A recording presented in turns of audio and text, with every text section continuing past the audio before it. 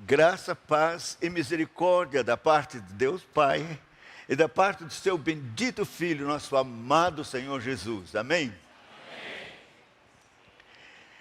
Eu me sinto tão lisonjeado de estar aqui nesta noite e de Deus me conceder, primeiramente Deus, depois Paulo, sua equipe, de trazer um velho aqui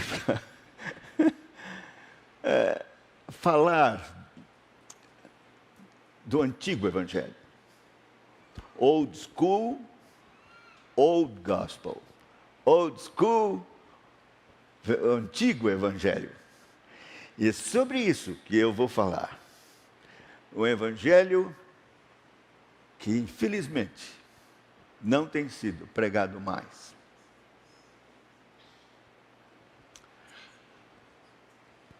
E eu peço que Deus tenha misericórdia, amigo, dê graça para poder falar uma palavra tão dura, mas necessária. Vamos abrir o Santo Livro do Senhor. Eu quero começar com esta leitura, que está na carta do apóstolo Paulo aos Gálatas.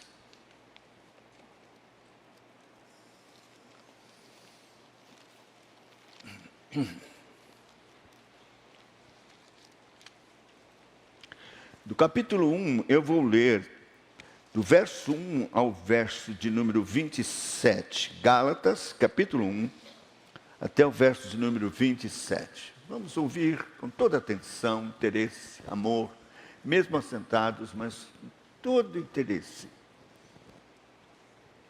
Gálatas, capítulo 1, de 1 a 27.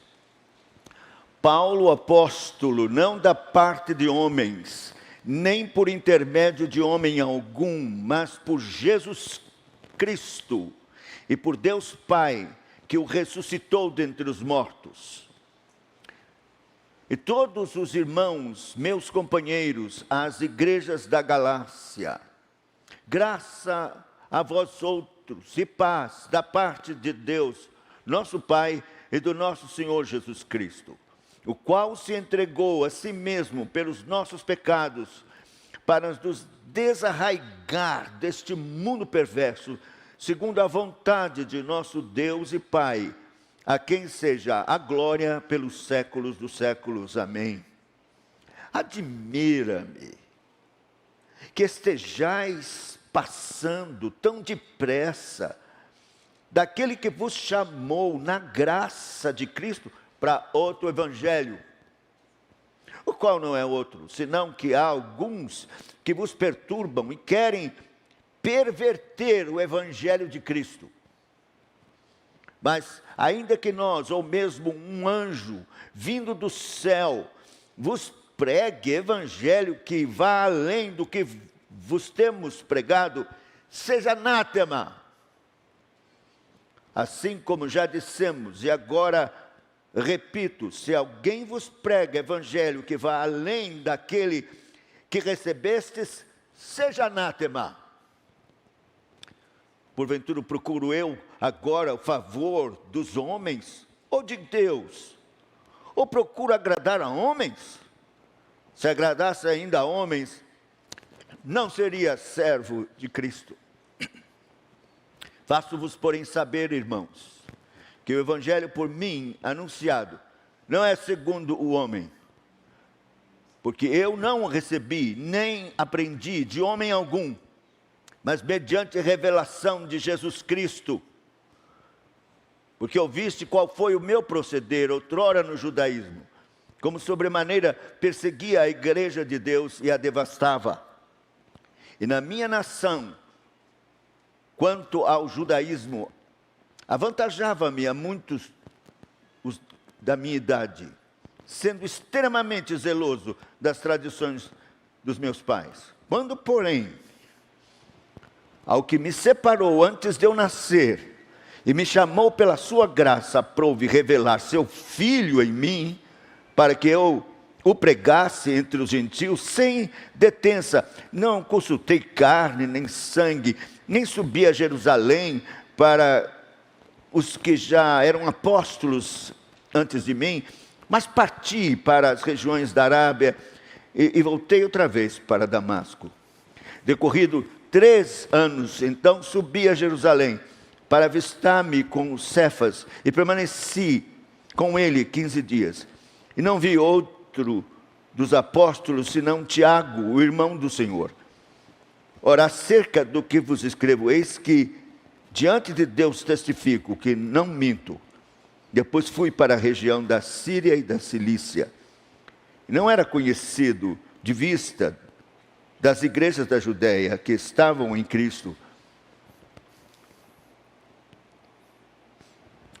Ouviram somente dizer: aquele que antes nos perseguia, agora prega a fé, que outrora procurava destruir, e glorificavam a Deus a meu respeito. É até o verso 24, que é o final do capítulo.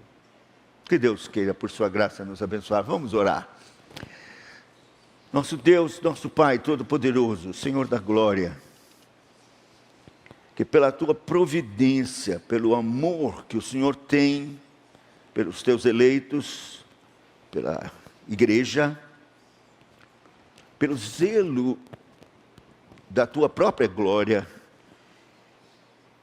e da glória do teu bendito Filho, o Senhor proveu este momento para que aqui estivéssemos, em teu santo nome,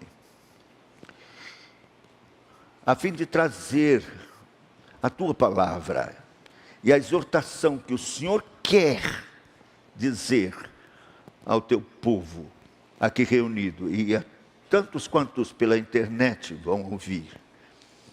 Senhor, tu me escolheste a mim para estar aqui e ser um instrumento nas tuas mãos.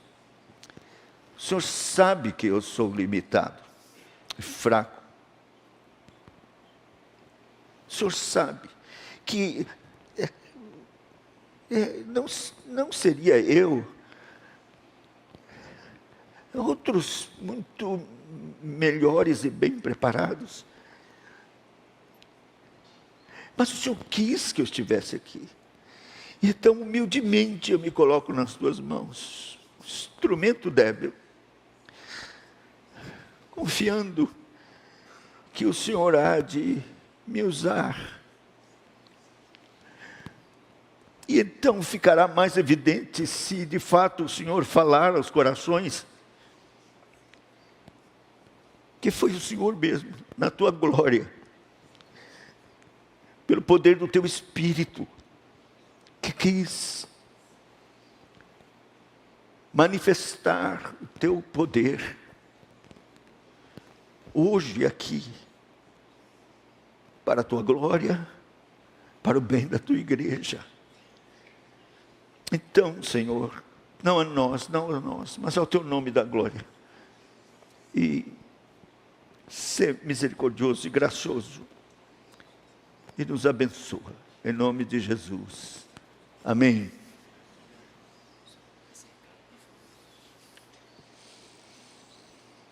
Está aqui um recadinho para que as crianças possam ir para a escolinha. É isso, não é? Tá bom.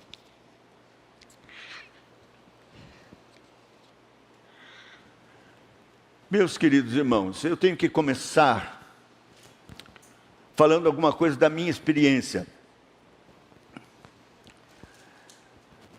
Sei, pela vontade de Deus, eu comecei como evangelista muito cedo, muito jovem, pregando num grupo de jovens, e nas praças, em muitas igrejas, viajando pelo Brasil todo com um grupo, cantando e pregando.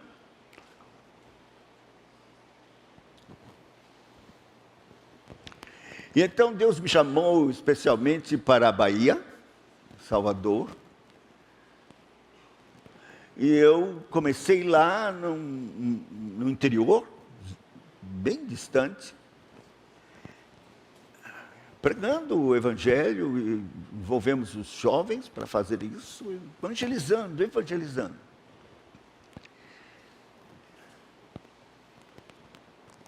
E a verdade é que Deus foi abrindo portas, e eu acabei tendo um programa de televisão. 30 minutos, pelo menos 6 estados, nós passávamos este programa, chamado Grande Momento, pregando o Evangelho. Foi uma oportunidade, é verdade, mas eu não conhecia a fé reformada. E a minha pregação era aquilo que eu ouvi e aprendi desde a minha mocidade, e eu creio que toda a minha geração aprendeu assim, aquela pregação que era um tipo de evangelismo sintético. 4 leis espirituais. E terminava com uma oraçãozinha que todos repetiam, recebendo a Cristo e pedindo perdão pela multidão dos pecados.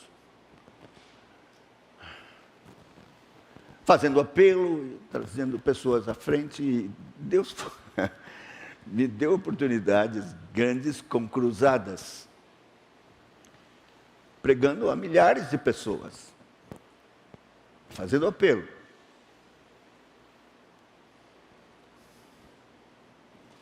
Muitas pessoas à frente. Felizmente, eu tenho que ser sincero, com muita dor no meu coração, na hora do apelo eu lançava a mão de um truquezinho para facilitar as pessoas de virem à frente. Faziam que elas repetissem a oração, aí dizia, bom, se você for sincero em repetir essa oração, então agora levante a sua mão, se você for sincero. E muitos levantavam a mão, porque muitos crentes também faziam a oraçãozinha. E levantavam a mão, talvez para ajudar outros, encorajar outros, levantar a mão. Se agora, você, se realmente for sincero, você não vai recusar o meu convite. Vem à frente. Se você for sincero, você vem. Então ele tinha que vir, porque ele levantou a mão, as pessoas do lado quase que obrigavam ele, então tinha que vir. E lá vinha muita gente à frente.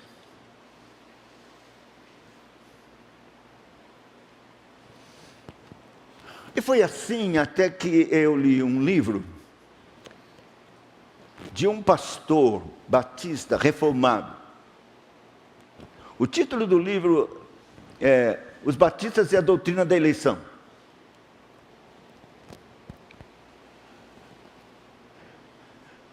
O autor, ele era um pregador batista no sul dos Estados Unidos, e ele conheceu a fé reformada e começou a pregar o Evangelho da graça do nosso Senhor e Salvador Jesus Cristo. E então,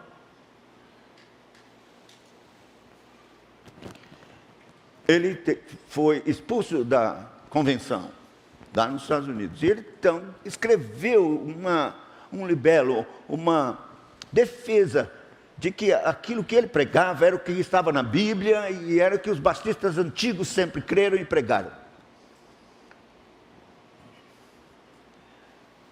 Mas o que foi importante para mim é que, num capítulo, ele falava sobre evangelismo, sobre evangelização.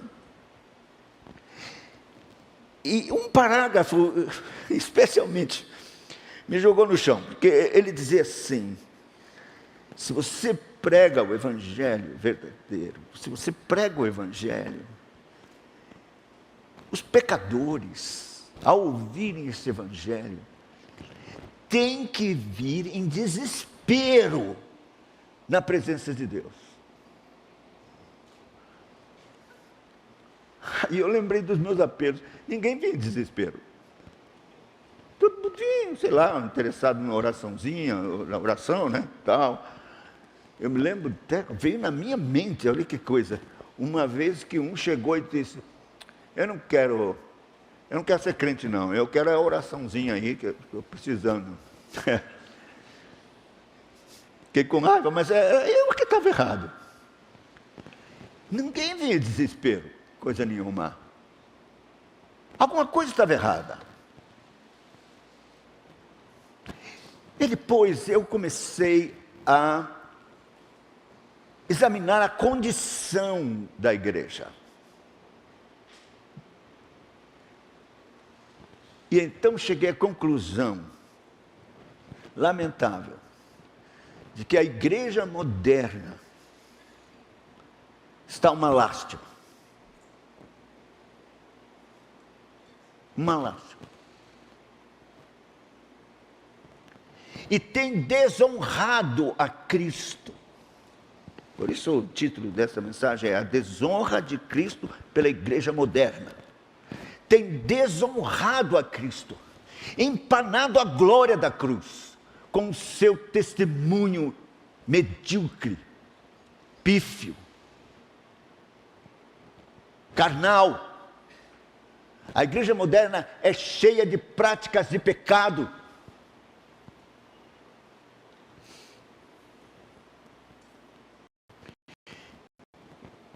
Eu diria, fria. É como se fosse um clube social, em que as pessoas vão, se encontram, se socializam. Na minha época, então, a gente tinha disputas de ping-pong, ou piquenique, nada contra, mas a gente ia para a igreja, era um ponto de encontro, só.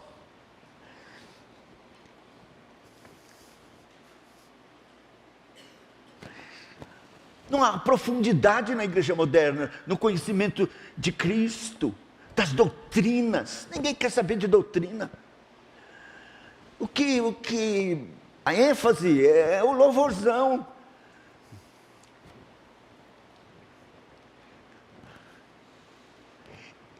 E você percebe que é, como alguém já disse, um grande lago imenso, mas raso, com uma profundidade assim, espiritualmente falando.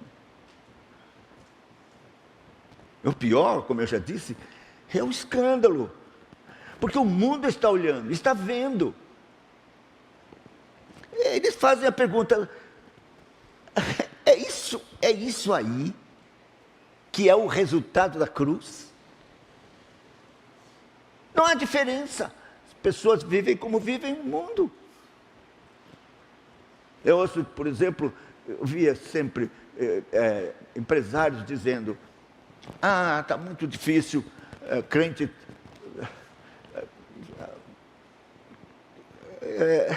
tem que pagar tantos impostos. Eu tenho que dar meu jeito. Então, empresários crentes dando o seu jeitinho, burlando o fisco. Mas se eu não fizer isso, pastor, eu tenho que fechar. Por que não fecha, miserável? Por que os outros lá no passado morreram, foram queimados vivos, mas não negaram a Cristo, não abriram mão, viveram o desafio que Cristo deu a eles e está na sua palavra? E nós modernos, da igreja de hoje, não precisamos disso.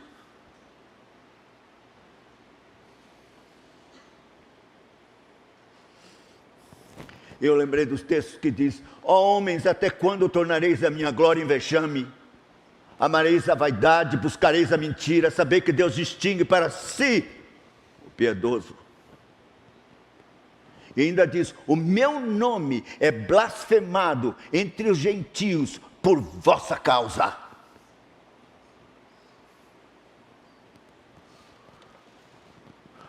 Meus irmãos, nós estamos no Brasil, e é dito já porque temos 30% de evangélicos. Isso para mim não é motivo de alegria, não. Tristeza e de vergonha. 30% e não influencia nada. O país continua imoral, violento, corrupto.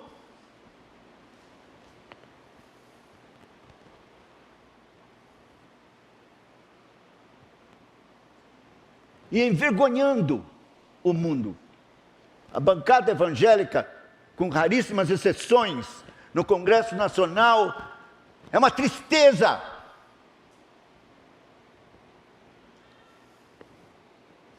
Então eu comecei a dizer, meu Deus, por que isso? O que está errado? E eu comecei a perceber que meu evangelismo, e minhas cruzadas, e os milhares vindo à frente, não estava causando nenhuma diferença, melhoria alguma. Alguma coisa está errada. Por quê? E então, eu cheguei a essa triste conclusão de que nós aprendemos, a minha geração, e quase que a totalidade da igreja hoje, na sua maioria, é resultado, é fruto de um outro evangelho. Não o evangelho da graça do nosso Senhor e Salvador Jesus Cristo. E então eu fui procurar. Eu vi esse texto aqui de Gálatas e percebi que há similaridades. Paulo pregou a verdadeira doutrina, o verdadeiro evangelho, ele ensinou aos Gálatas. Pregou um evangelho centrado em Deus, na graça e não nas obras da lei, de forma alguma.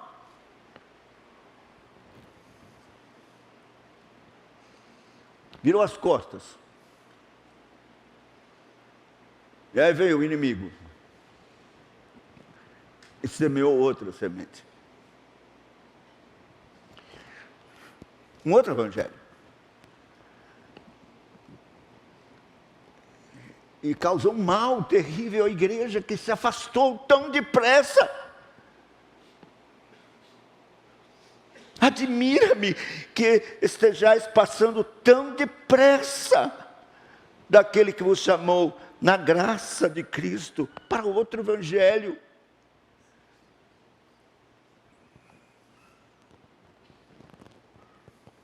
E eu então pensei, foi o que aconteceu.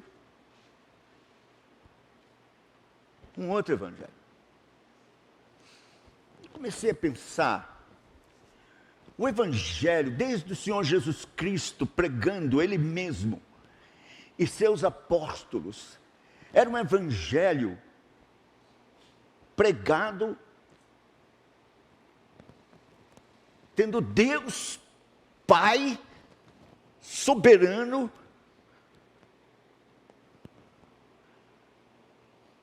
elegendo um povo de todas as tribos, raças e nações, estabelecendo o seu Filho como Redentor, que se manifestou na plenitude dos tempos para realizar esta obra bendita em favor destes, que seriam suas ovelhas e sua noiva. E então ele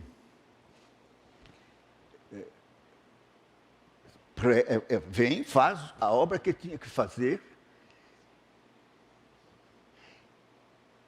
mas o Senhor Jesus deixou claro que o resultado dessa obra não seria em hipótese alguma de algum esforço do homem ou decisão dele, mas que o Pai, que quem escolheu e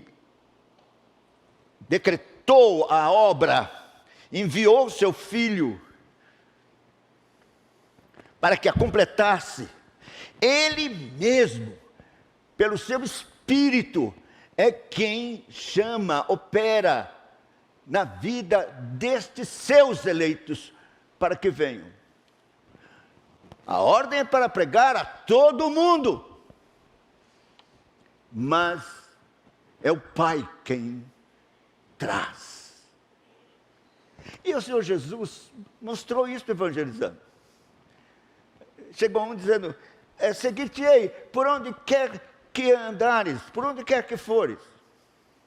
Aí você vê Jesus, totalmente contrário ao que os evangelistas fazem hoje. Jesus disse: você quer mesmo? Ah, é? O Filho do Homem não tem onde reclinar a cabeça.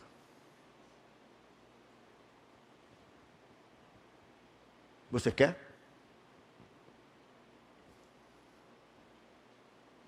Ele não escondia de forma alguma. Parece que ele colocava mesmo obstáculos, como quem soubesse de que não importava o obstáculo que se colocasse, se aquele fosse do Pai, ele viria.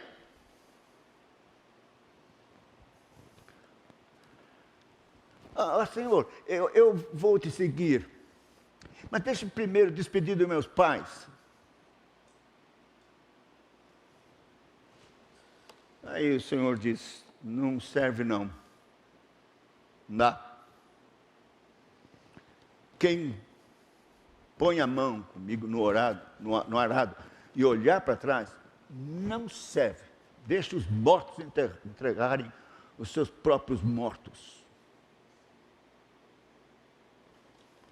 Por que Jesus era assim exigente nisso? Outro veio e era um moço rico. Certamente os discípulos sabiam, pelo sua vestimenta e tudo. Bom, mestre, que farei para herdar a vida eterna? Que hei de fazer?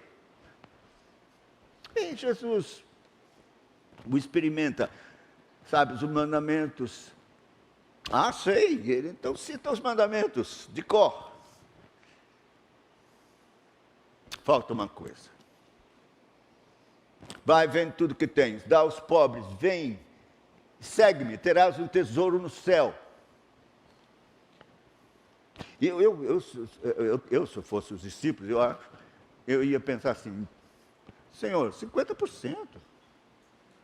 Tudo. Judas, com certeza. Espera aí, Senhor. Ia ajudar na bolsa.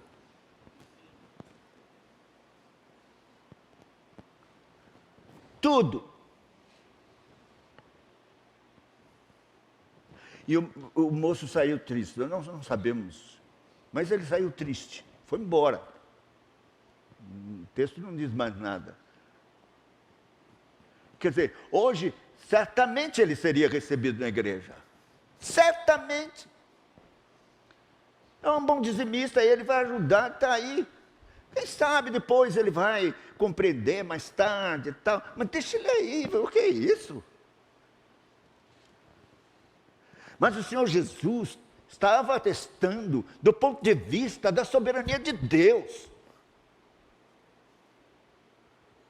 Ele nunca facilitou. E nunca enganou ninguém. Segui-lo, tinha que haver disposição de morrer, perder a vida, numa entrega absoluta e total. Ele nunca enganou isso. Se alguém quer vir após mim, negue-se a si mesmo, tome cada dia a sua cruz, vem e segue-me. Mas a gente não vê essa pregação hoje. Certa vez ele estava pregando uma multidão. E os discípulos, eu acho que estavam com ele ali, ele pregando.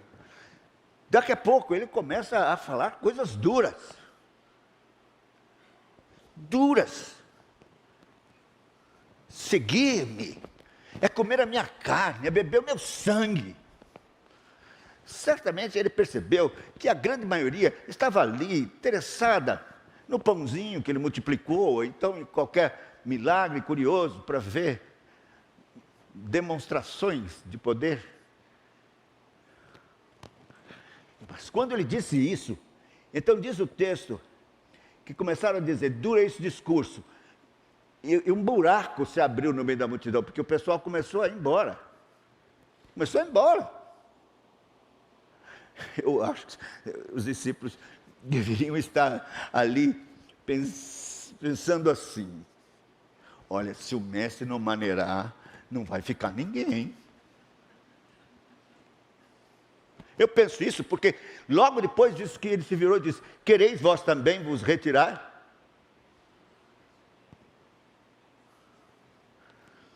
E ele diz a razão por que ele fazia isso nessa mesma ocasião, no capítulo 6, versículo 65, ele diz a razão, ele diz, e prosseguiu, por causa disto que vos tenho dito, ninguém poderá vir a mim, se pelo Pai não lhe for isso concedido.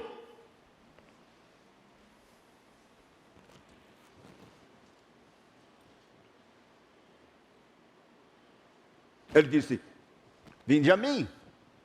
Oh, é tão maravilhoso, todo mundo gosta desse versículo. Vinde a mim, vós estáis cansados. E é verdade. Mas ao mesmo tempo que ele diz, vinde a mim, ele diz, ninguém pode vir a mim, se do Pai isso não for concedido.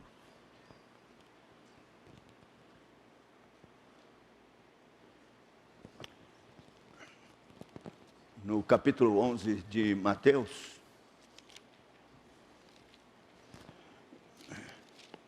ele diz,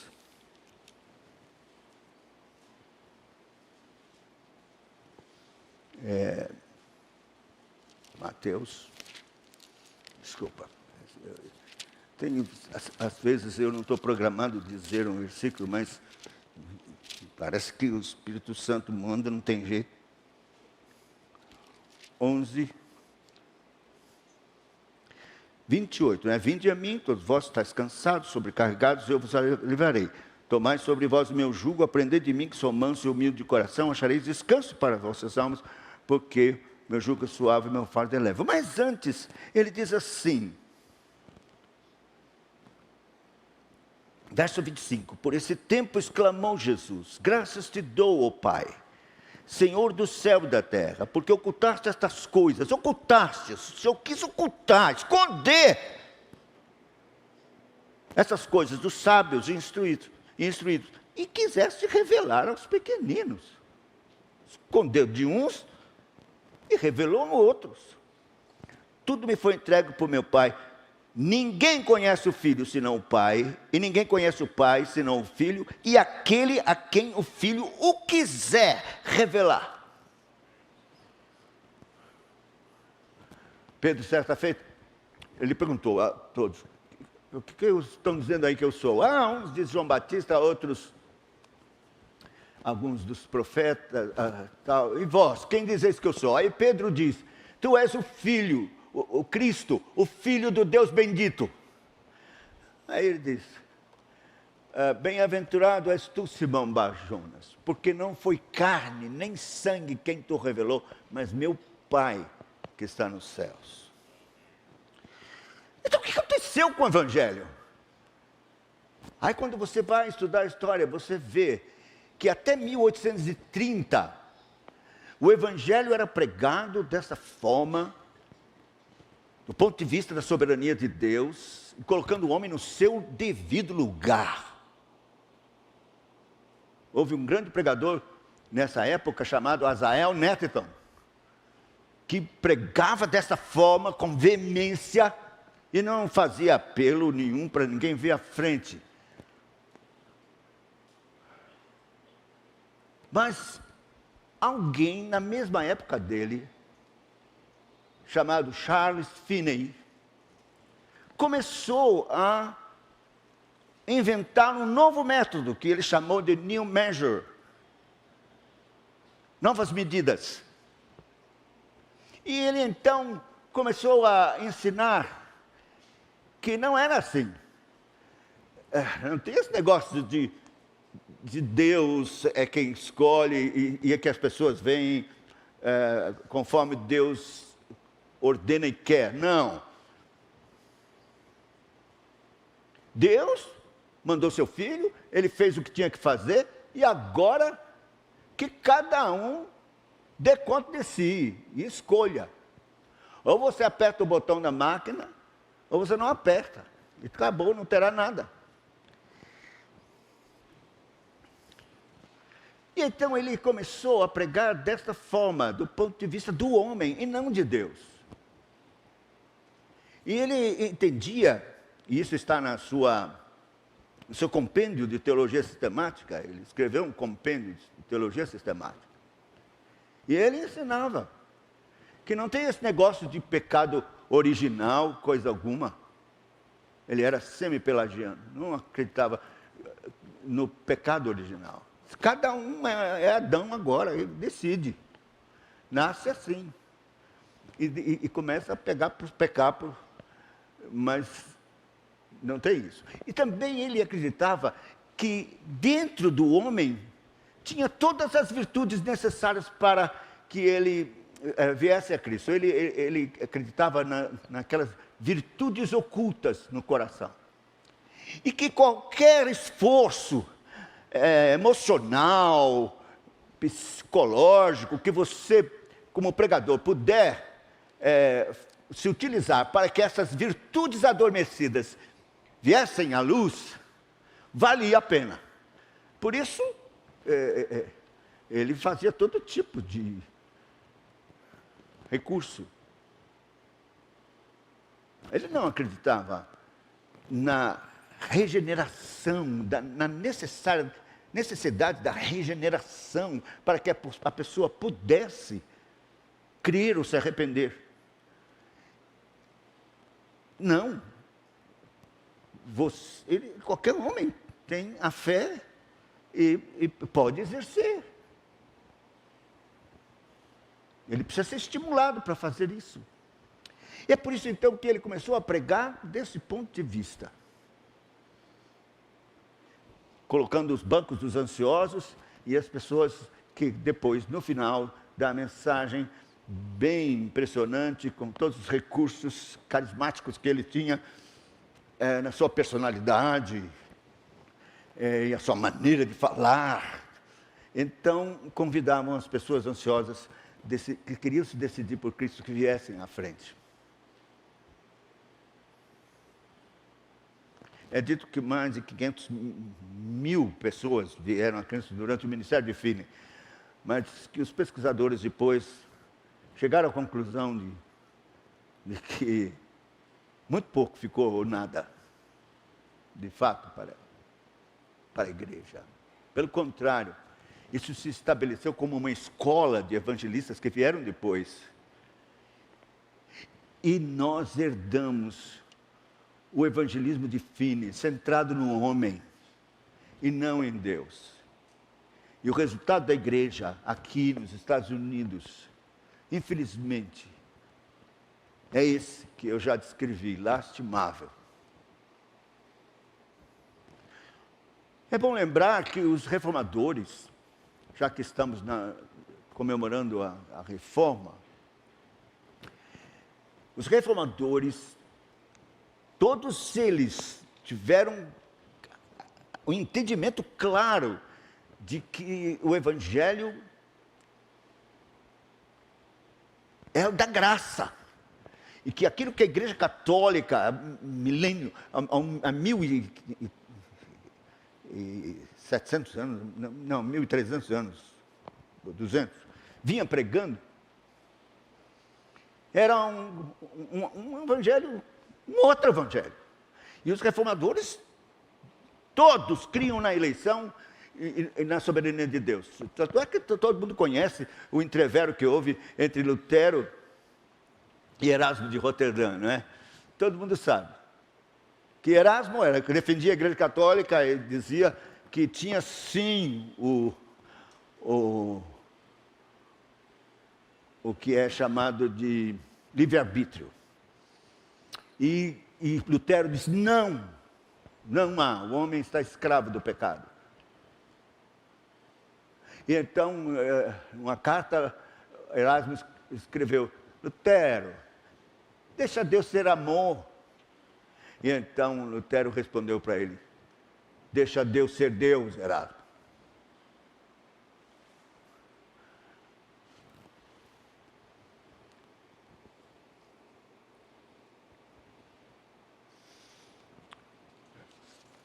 E agora eu quero dizer que, pela misericórdia de Deus, nessas minhas inquietações, o Senhor fez sossegar o meu coração quando eu conheci os puritanos e os seus escritos. E eu fui ver como é que eles pregavam o Evangelho.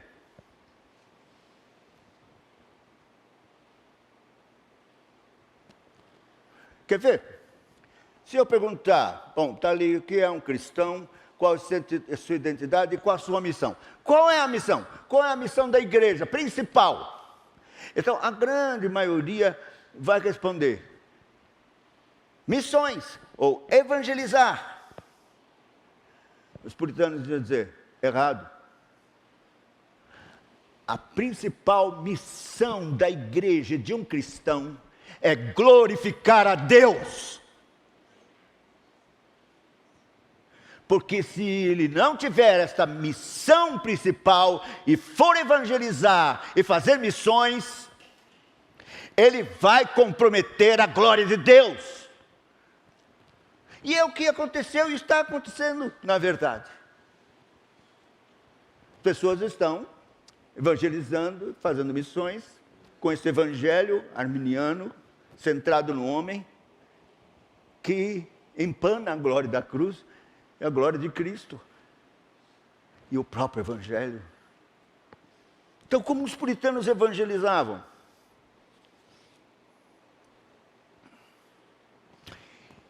Eu vou dizer aqui rapidamente como eles evangelizavam.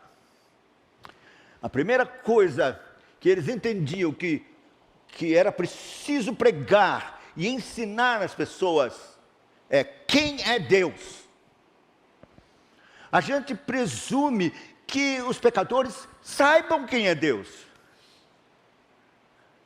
E todo mundo então pensa, Deus é amor, Deus é amor, Deus é amor, e é mesmo. Mas não é só isso, porque quando eles falam isso, eles estão pensando no Papai Noel, no velhinho sentado no trono, e que vai ajudar, não vai fazer mal a ninguém, nunca, jamais vai mandar alguém para o inferno, não. Então eles precisam saber quem é Deus, que Deus é justo, porque é santo, ele tem que ser justo. Se ele não for justo, ele não é santo, mas ele é santo, então ele tem que ser justo, e não terá por inocente o culpado.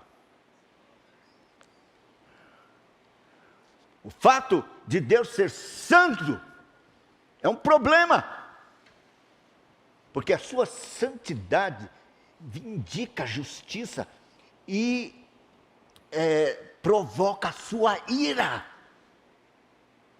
contra o pecador. É por isso que nós não ouvimos pessoas pregarem sobre a ira de Deus. Ninguém quer pregar de um Deus irado. Mas é exatamente o que os pecadores precisam saber. Deus se ira. No Salmo capítulo 7, nós lemos isto claramente. Versículo 11, Deus é justo juiz. Deus que sente indignação todos os dias. Se o homem não se converter, afiará Deus a sua espada.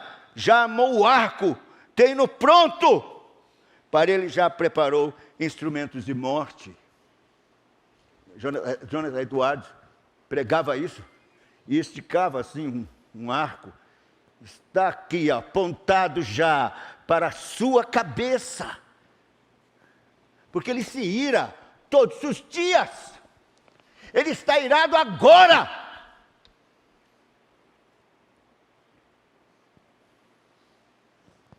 E a Bíblia diz, quem tem Jesus, quem tem o Filho, tem a vida. Quem não tem o Filho não tem a vida. E a ira de Deus sobre ele permanece.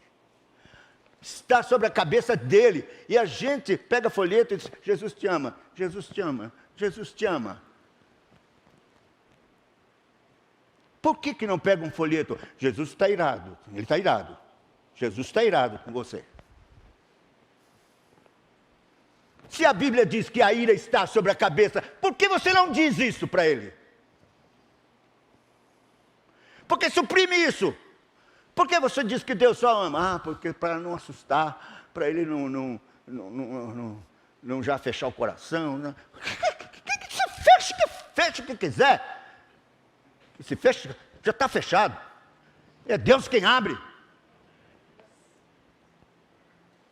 Então, é preciso ensinar quem é Deus e falar da sua santidade, poder, glória, justiça, amor. Sim, Ele quis salvar pecadores. Ele é amor, Ele quis salvar pecadores, mas não todos. É isso que a Bíblia ensina. Ele tem seus eleitos em todos os lugares, em todas as raças, em todas as tribos, em todos os lugares. E você tem que dizer para os pecadores esta verdade. E os puritanos não escondiam isso de jeito nenhum.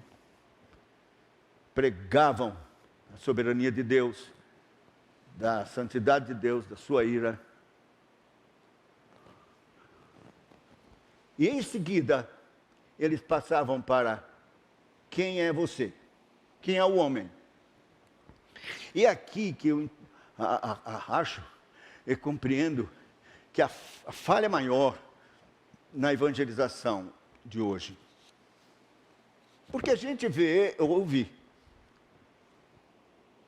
todos são pecadores. Não é difícil a pessoa aceitar você dizer isso. Você é um pecador. Isso é verdade, eu sou pecador. O problema é o quanto você é pecador. Esse é o problema. Aí ele vai responder assim: eu sou pecador, sim. Mas tem gente pior do que eu. Eu nunca matei, nunca estuprei, nunca assaltei banco nenhuma pessoa, não roubo. As coisas ruins, tá, gosto de uma cervejinha, bebo. E certamente ele vai enumerar nos dedos as coisas erradas, para reconhecer que é um pecador. E então os puritanos, sabendo disso, pregavam a lei, os 10 mandamentos, a lei de Deus, moral. Cada um deles, porque a lei foi dada exatamente para salientar o pecado e mostrar que somos transgressores diante de Deus. A lei é o próprio caráter moral de Deus e é a exigência dele. E então você expõe ao pecador isso para que ele veja a sua miséria, a sua condição de transgressor diante de um Deus santo. Como um dizia, que a lei é como uma vara importante na mão do pregador. Uma vara. Aí ele chega na moita, bate com a vara na moita, para sair de lá um Adão nu.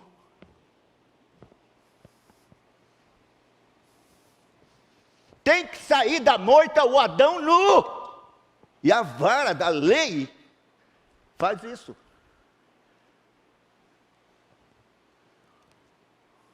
Mas essa mesma vara que depois aponta para a cruz. Mas os puritanos não eram apressados a apontar a cruz. Não. Eles queriam ver o desespero primeiro. Não é por sadismo. É porque eles sabiam que era necessário a operação do Espírito Santo, jogando no chão, revelando àquele pecador suas misérias, seus pecados, abrindo os seus olhos e dando a ele o que eles chamavam de convicção profunda de pecados. Que só o Espírito Santo pode fazer. Você, por você mesmo, não consegue ter essa convicção. Você é indulgente com você mesmo. Mas o Espírito Santo não. Ele escancara. Ele joga você no chão. Em desespero. Eu vou lhe mostrar um texto em que, se não for pelo Espírito Santo, você jamais vai compreender esta miséria. Porque o Espírito Santo, ele vai fazer com que você compreenda que você não é diferente do Zeca estripador, ou Zeca Picadinho. Você não é diferente do pior pecador, ou adúltera, ou prostituta. O Espírito Santo vai mostrar que toda essa miséria e essa maldade está dentro do seu coração agora. E no meu também. Quer ver? Marcos capítulo 7, a partir do verso de número 21 diz: porque de dentro do coração dos homens é que procedem os maus desígnios, a prostituição, os furtos, os homicídios, os adultérios, a avareza, as malícias, o dolo, a lascívia, a inveja, a blasfêmia, a soberba, a loucura. Ora, todos estes males vêm de dentro e contaminam o homem. Veja, ele não está dizendo assim, de dentro do coração de alguns homens. Não. Ele diz assim, de dentro, é Jesus que está falando, de dentro do coração do homem, ou dos homens. É genérico, ninguém escapa. Meu coração, seu coração, o coração das crianças. Você pode se escandalizar com isso, mas não se escandalize não. Porque é isso que é o pecado de Adão. E é transmitido assim, de pai para filho. Em pecado me concebeu minha mãe, diz o salmista. E o Salmo 58 é bem específico e diz claramente, inclusive, que hora que começa a miséria. Salmo 58, 3. Quer ver? Rapidinho. Desviam-se os ímpios desde a sua concepção, nascem e já se desencaminham proferindo mentiras. Quando é que começam? Na sua concepção. Então esses pecados aqui, essas misérias todas, estão dentro do coração de todos. Mas isso não é explicado. As pessoas dizem, perdoa meus pecados, perdoa os nossos pecados. Não. Você precisa experimentar a convicção profunda de pecado que os puritanos experimentaram. John Bunyan, que escreveu O Peregrino, ele diz que agonizou em arrependimento 18 meses. O que é isso, agonizar em arrependimento? O que a igreja moderna entende de agonizar em arrependimento? Que tipo de arrependimento? Tem isso na Bíblia? Tem. Se você pegar, por exemplo, 2 Coríntios, no capítulo de número 7, versículo 9. Agora me alegro, não porque fostes contristados, mas porque fostes contristados para arrependimento, pois fostes contristados segundo Deus, para que de nossa parte nenhum dano sofresses, porque a tristeza segundo Deus produz arrependimento para a salvação, que a ninguém traz pesar, mas a tristeza do mundo produz morte. Então, tristeza segundo Deus é agonizar em arrependimento, que nossa geração não conhece.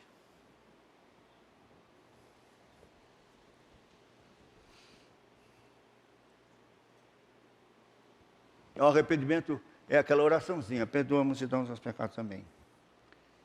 Mas quando Deus age, com a tristeza segundo Deus, convicção de pecados, mostrando a você sua miséria e toda a miséria que está dentro do seu coração, você então vai experimentar tristeza segundo Deus.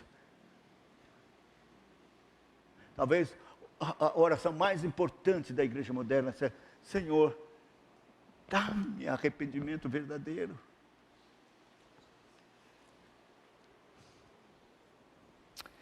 E se você pedir isso, mesmo que seja crente já velho, não tem importância. Eu não canso de orar como o profeta: converta-me, Senhor, eu serei convertido. Eu oro até hoje. Então, não tem importância, ora, peça a Deus verdadeiro arrependimento. E Ele vai mostrar, aflorar, trazer a sua consciência pelas Escrituras, todas as misérias, esses pecados. Se você ler, por exemplo, Romanos, no capítulo de número 3, a partir do verso 10, é uma radiografia espiritual do seu coração. É uma miséria. Mas geralmente a gente, como crente, lê aquilo lá e pensa que está falando de outra pessoa. Esse negócio de extraviaram, inúteis. Não há quem faça o bem, eu faço algum bem. Não há quem faça o bem, nenhum sequer. Garganta deles é sepulcro aberto, língua ou de engano, a boca cheia de maldição. Não sou eu, não. Isso é outra pessoa. É você. É você, sou eu. Essa é a minha radiografia, esta é a sua.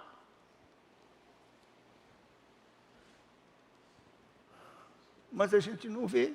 Se o Espírito Santo não abrir os olhos, jogar você no chão, com boca no pó, dizendo: talvez haja esperança.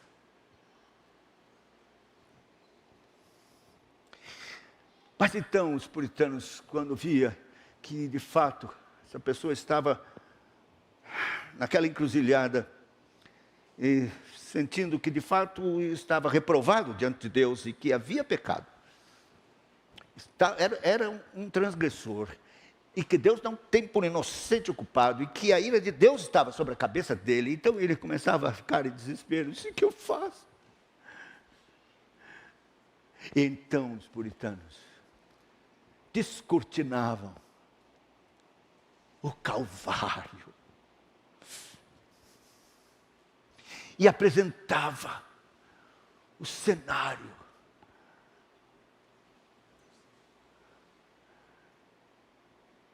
da crucificação. E diziam: Ele era Deus, Deus encarnado, seu nome era Emanuel,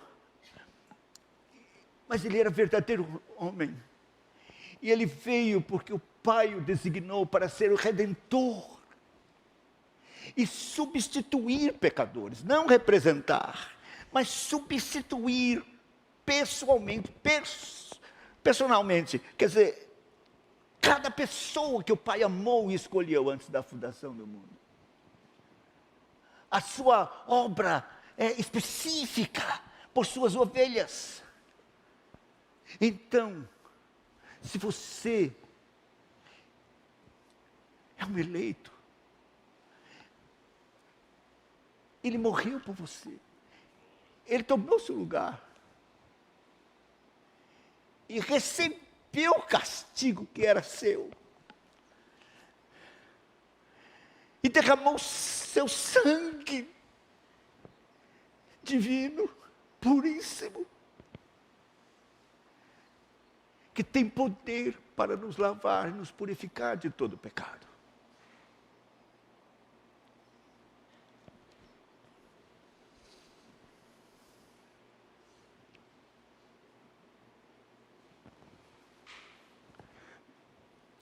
Eu sei que nessa hora muita gente pergunta assim: mas como é que a pessoa vai perguntar claramente: será que eu sou eleito? Aí os puritanos tinham uma resposta. Eles diziam: tem duas marcas da eleição, uma na orelha e outra no pé. Como? Na orelha as minhas ovelhas ouvem, na orelha, ouvem a minha voz. E nos pés, me seguem. Este é o sinal do eleito. Vai ouvir e vai seguir. Deus vai fazer com que você ouça a voz do bom pastor, lhe chamando. Aqui está a salvação, a cruz de Cristo, seu sangue, tudo que Ele fez por você, sua morte, Senhor da glória, morto, humilhado, em seu lugar. Ele tomou as nossas dores, que significa misérias e pecados. Ele tomou tudo que você possa imaginar de miséria, que é fruto do pecado. Por exemplo, o inferno. A gente sempre aprendeu, por causa de mal entender o credo apostólico, que Cristo, depois que morreu, Ele foi ao Hades para pegar a chave. Certamente você já ouviu essa história. Mas não é essa a interpretação correta.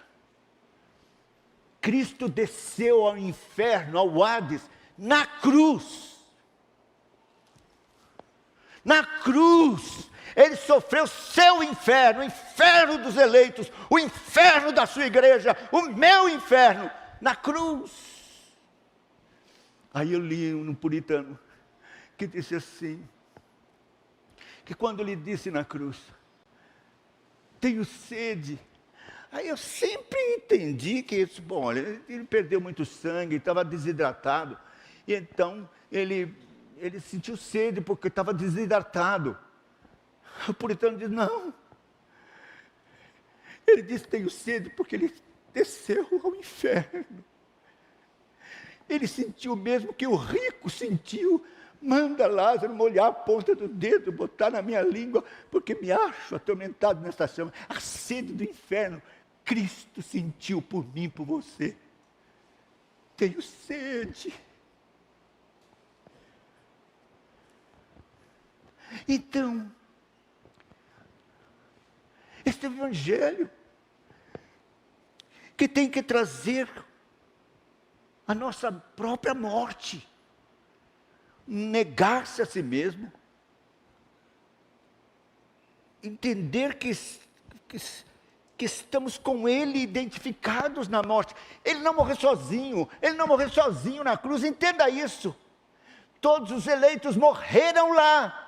Se você é um eleito, você estava lá 2000 anos atrás, no Calvário, em Cristo. E assim como morreu com Ele, foi sepultado com Ele e ressuscitou com Ele. Então agora, este é o trunfo, como diz Paulo em Romanos capítulo 6. O trunfo, para que você realmente passe a viver uma nova vida.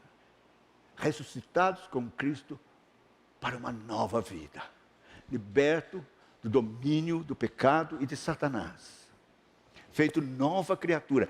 Recriado em Cristo Jesus para as boas obras.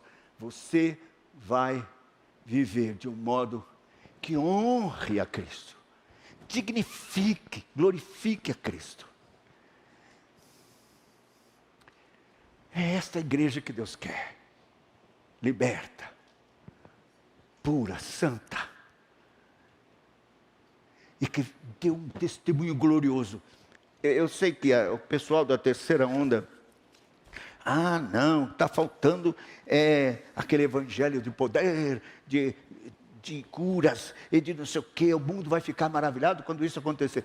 Nada disso, porque nem aleijado andar, nem morto ressuscitar para morrer de novo, nem surdo ouvir, nem cego ver, nada é maior do que uma vida cristã, verdadeiramente ressuscitada em Cristo Jesus. Liberta de prática de pecado, vivendo de um modo santo e glorioso. Este é o maior milagre. E é o milagre do Evangelho verdadeiro, da graça de nosso Senhor e Salvador Jesus Cristo. Que Deus tenha misericórdia de nós. de mim, de cada um de vocês, da igreja moderna. E é certo que Ele fará, porque Ele ama a sua igreja. E Ele terá um remanescente santo. Por isso Ele está fazendo esse movimento.